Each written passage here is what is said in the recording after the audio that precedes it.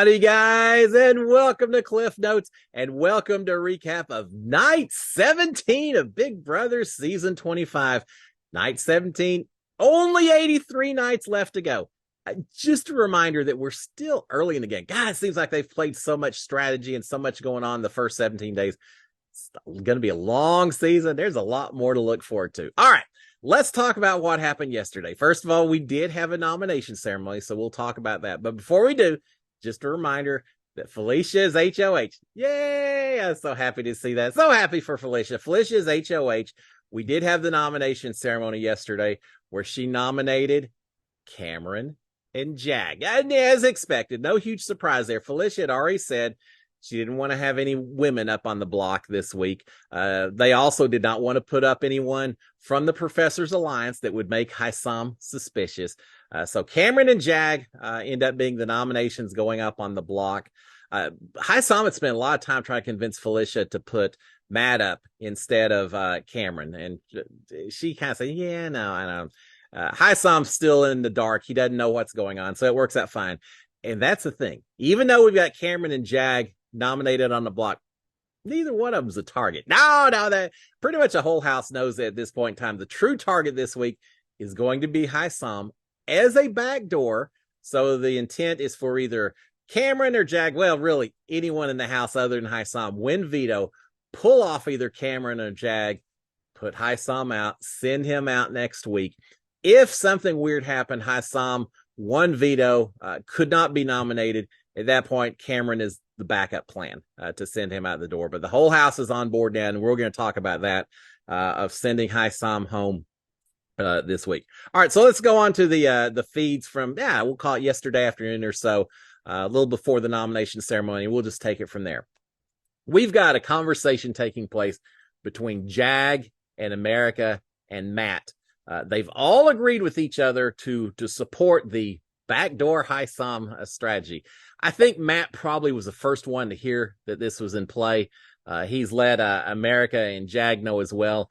They are recognizing that there is a certain risk involved in sending Hisam out and letting this other side just continue to be strong. But they see that they don't have the numbers. They think it's better to play along. Plus, I think even this side is a little perturbed at Hisam. I mean, certainly Hisam took out Riley. So these three guys certainly are more than happy to have a little vengeance, a payback to Hisam for that. But we also had Jag talking about the fact that he felt like Hisam has really kind of weaponized his religion and his culture of using those arguments as protection. Jag does not like that. So they're on board to send Hisam out the door, just like the other side of the alliance. When you have both sides of the house both saying, yeah, he's our guy that we want to send home, that's not good for the guy who's a target. All right. We just to further that up a little bit, we had Felicia and Hisam talking, and this is where Hisam was really pushing to get Matt up on the block instead. Didn't work out. But the other thing that Hisam did is he told Felicia, said, look, I don't want to get picked to play for this Veto. I don't want to play in the Veto. I don't want to win in the Veto. He told everyone last week that he wanted to lay low this week. He didn't want to put a big target on his back. Too late. But he doesn't want to play in this Veto. He's just walking right into to the trap that's been set. Normally, you backdoor someone because they're so great at competition. You don't want to give them the chance to compete in the Veto comp. Well, he's already saying he doesn't want to compete. He doesn't want to win. A perfect situation for a backdoor, right? So yeah, he's walked right into this trap. He's in the dark. He just doesn't understand what's going on just yet. All right. I do have a couple of things. We've got Hisam talk to Izzy about a Final Four. He's got a little HOitis. As much as he complained about Riley in her first week, boy, his second week, he was king of the roost, a lot of HOitis. But it didn't end once he lost his HOH. He still feels like he rules the roost, so to speak. He's talking to Izzy about a Final Four that would consist of him and Izzy and Sari and either Nicole or Red. He's willing to take either one. I don't think it's a Final Four we're going to have to worry about. But of course, he's mentioning, of course, Izzy's just playing along, said, oh, yeah, I'd love to. That'd be fantastic. At one point, and this really perturbed Izzy, at one point, Hisam referred to the Big Brother house as his house. He said, this is my house. He did it several times throughout the day, and Izzy, doing what she does well, got a little upset with it and went and immediately, or very not immediately, later in the day, the evening, but went and told Sari and Felicia and Nicole about it. Said, man, he's running around calling it his house. I don't want to hear that. I don't like hearing that. So yeah, she's let everyone know that he still feels like he's in charge of everything. All right. Remember I talked about Jag and America and Matt maybe not feeling like they've got a good place to land, that this other side of the house is big and maybe a lot more of a threat. Well, they've tried to do something about this. Felicia, during her one-on-one with Jag, talking and everything, and Jag and her talked about an alliance. Jag kind of pushed hey, we'd love to work with you guys. And Felicia said, well, okay. And so they've agreed on a 7-person alliance that would consist of Jag and Felicia and Sari and Izzy and Jared, Blue, and Matt. It's a lot of names out there, right? Yeah, kind of a few folks from the Professors, a few folks from Riley's old alliance coming together. Jag is incredibly excited about it. He comes up with a name, the debt collector. So, all right, we've got an official new alliance. Ding, ding, ding, ding. But I think Jag is taking it a lot more seriously than Felicia is. I think the priority is still the Professors, and then the Bye-Bye Bees within that.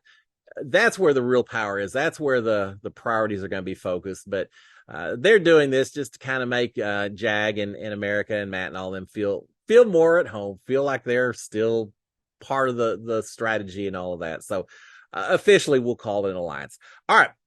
We've got Hassam talking to Blue about Jag and saying, look, Jag's nomination is his own fault.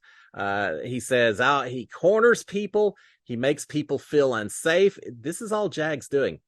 Mr. Pot, I'd like you to beat Mr. Kettle because, I think a lot of those things could be used to describe Hassam and the way he's acted in the house as well. But again, Hassam thinks the target is going to be Jag, and he's perfectly fine with that. He knows that Jag and Riley were tight.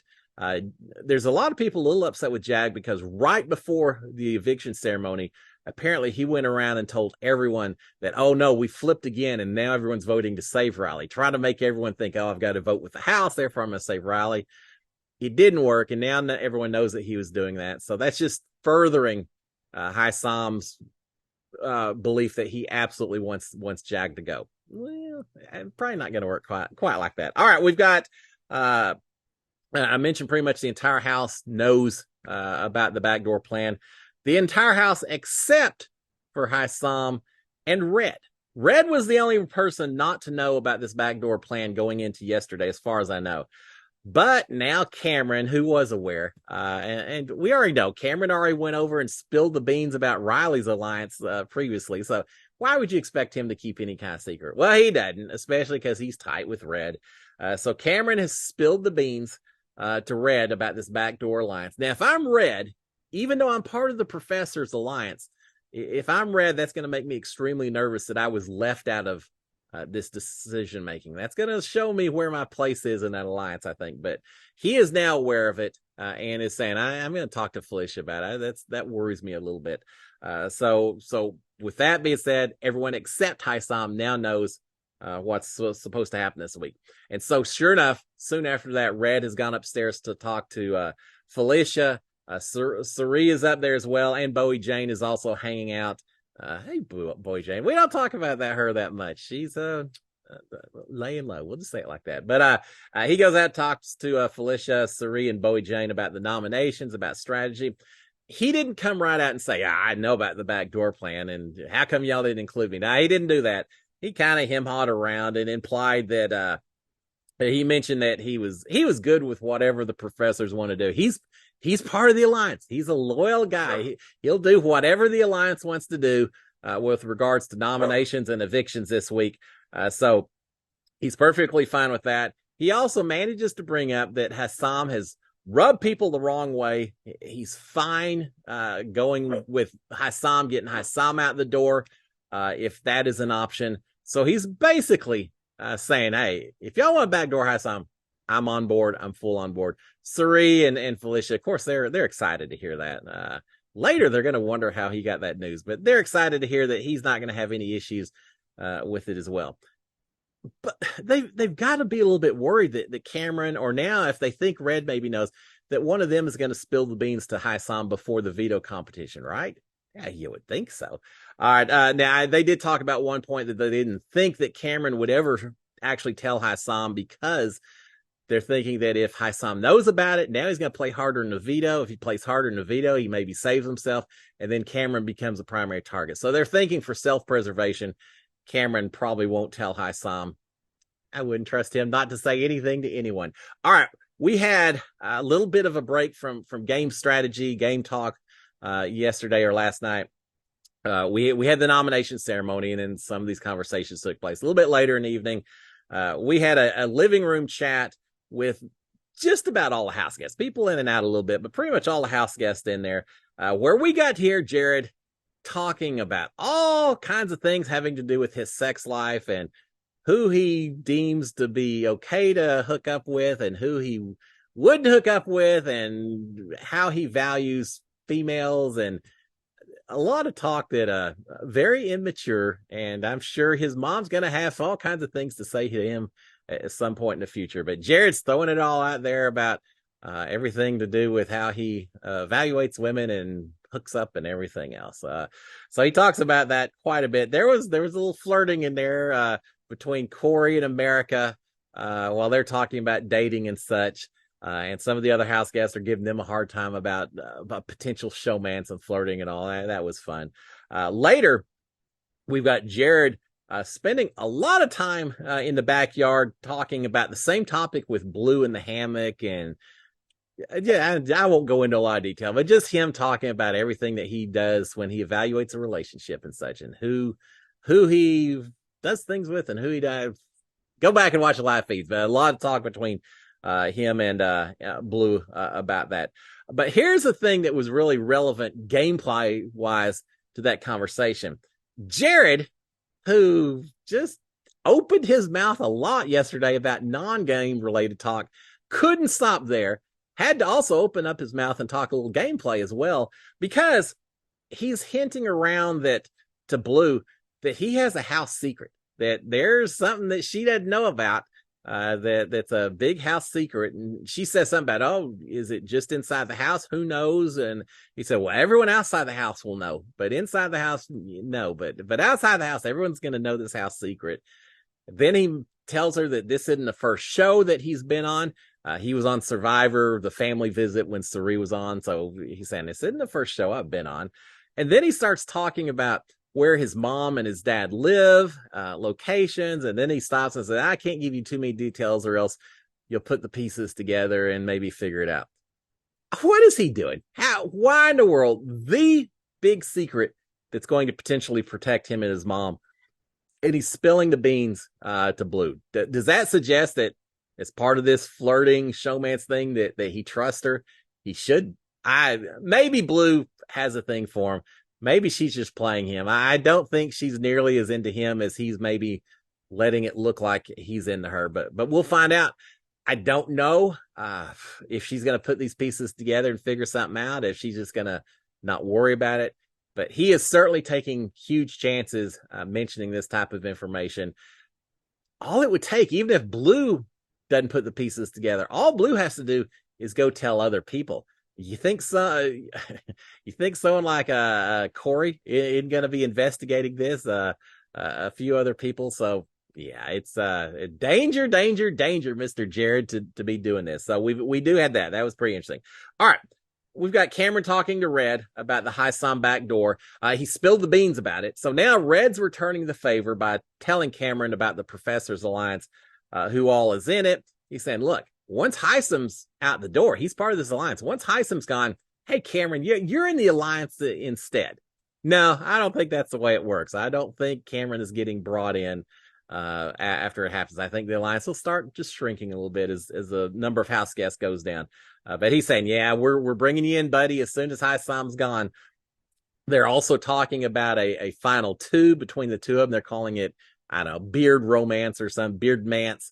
I don't know if that's the official term, but they're planning on a final two. I'm not sure either one of them are going to get that far into the game to even consider final two. But they're planning ahead. All right, the house guests got the backyard. Yeah, these house guests have been getting a lot more backyard than we got during our season. It shows, or it suggests, that the veto competition is not going to be held in the backyard. There's no way. It's going to be held on an offsite location. Probably a good thing, since there's a tropical storm apparently headed to LA and Burbank.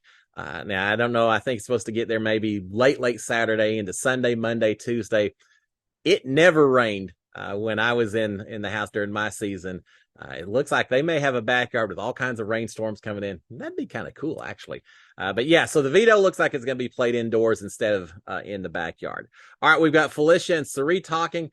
Felicia, remember they saw Red kind of him-hawing around that he maybe knew about the back door without actually suggesting it.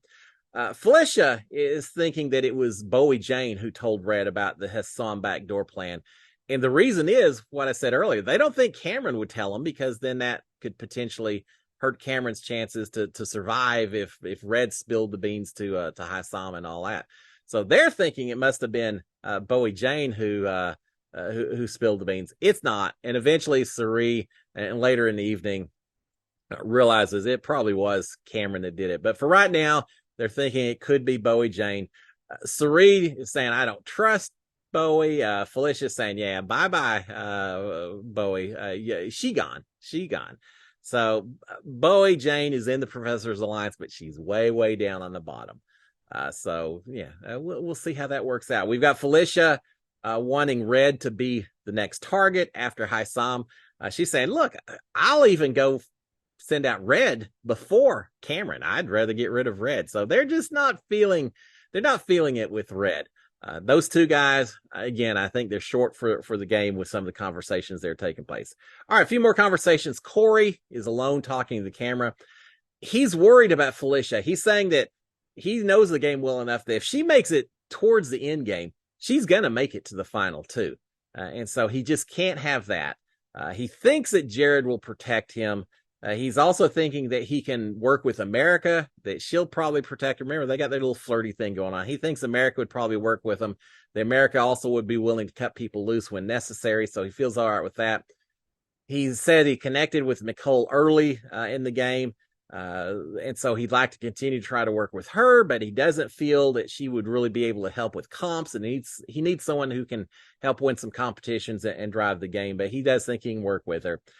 He's saying he feels like he's okay with Jag and working with Jag, but he thinks that he used the term expiration date. That Jag has a pretty quick expiration date. He thinks Jag's going to be going home before too long, so may not help him that much. Corey has done a good job of getting in tight with Felicia and Cirie and Izzy. They even have an alliance name for that for, and I can't remember what it is now, but Corey has done a good job about working with all sides. I think he's a really good strategist, evaluating everything that's taken in the house. I think his one flaw right now, he's trusting Jared too much. He doesn't understand the Jared-Cirie relationship, and that's creating a flaw, and that he's thinking that Jared would protect him over Izzy and Cirie. Yeah, I don't think it's going to happen, Corey. It's the one thing that he's not hitting on right now, but other than that, I think he's playing a good game. But he better be careful talking to the cameras and talking about all of the strategy. He's been doing it in the bathroom, and the bathroom now has a door that's a long way away. So maybe he feels pretty safe doing it. But coming from a guy who also talked to the cameras about a little bit of strategy, you got to be careful. You never know who may be listening, Corey. But I do love hearing him talk to the cameras and talk about what he's thinking and all of that. All right, we've got Corey and America in the bathroom. No longer just Corey. Corey and America in the bathroom. They're talking as well, but more about strategy and nothing earth-shattering, just trying to figure out who they could work with and how the sides are going to gel with each other and all of that. All right, we've got Cameron and Jag talking about the veto competition. Jag saying if he gets house guest choice, he's going to pick Matt, just as a way for Matt to get vengeance on Hisam for sending Riley out the door. So that's his plan. Cameron says that he's going to pick Izzy. Isn't that amazing? These two guys, Izzy can't stand Cameron. And yet Cameron is going to pick her for house guest choice if he gets a pick. Izzy said later that, yeah, he kind of approached me kind of a weird way, wanting me to play for him if it was the case and all. It doesn't matter. The whole key, and Jag points this out, he said, the key is just that Haisam doesn't get picked because house guest choice, no one's going to pick Haisam. The only flaw in the plan is going to be if someone just randomly draws Haisam's chip to play. But even if that happens, Haisam's already said he doesn't want to win, so he's probably not going to play hard as long as everyone keeps their mouth shut between now and the veto competition later today. We will find out. All right, with that, guys, everyone's in bed by 2:30 or so. Matt got up, went out in the back, hung around the hammock, drank some water and stuff, but no other conversations that I'm aware of that took place. So they called it a little bit early night. Everyone's just waiting for this veto competition. If Haisam doesn't play or if Haisam doesn't win the veto, you're going to see a lot of people in the storage room, the comic rooms. You're going to see a lot, probably everyone in every room doing a little jig, doing a little happy dance to celebrate that Haisam is heading out. So, God, it's tough when the whole house is aligned against you, isn't it? But they kind of deserve some of it. All right, guys, we're going to shut it down. Y'all have a fantastic Saturday. Enjoy the rest of your day. I will be back tomorrow. I'll give you updates on the veto competition, and we'll figure out how the rest of this week is going to go. Until then, SKD 143. Cheers, my friends. Bye.